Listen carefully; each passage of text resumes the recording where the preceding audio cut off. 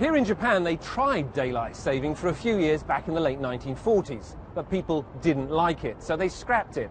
Now there's renewed interest in bringing it back, mainly because of the Fukushima nuclear disaster and the need to save electricity.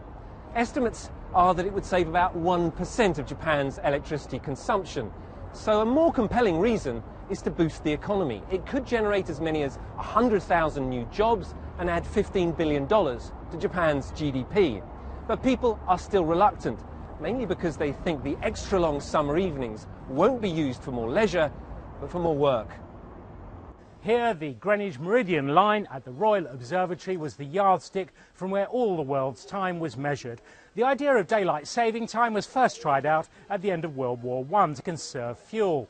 Certainly one study suggested it increases takings in the EU's leisure industries by 3%.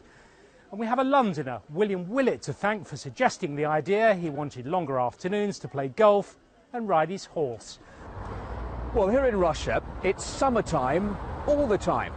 And the man they have to thank for that is Dmitry Medvedev.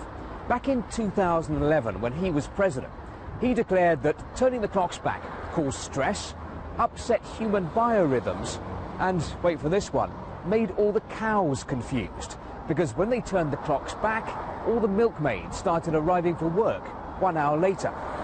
Now, I haven't asked Russian cows what they think about staying on summertime, but I do know that a lot of people here have been grumbling about it and complaining that it's far too dark now when they wake up on winter mornings.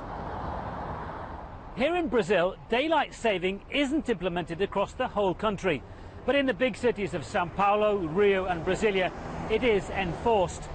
During the hot summer months here, there's a huge demand for electricity, and official figures suggest that about 400 million reais, or the equivalent of $200 million, can be saved by using daylight saving. But it's not a feature common to the rest of the continent. Daylight saving isn't used in Argentina, Colombia or Venezuela.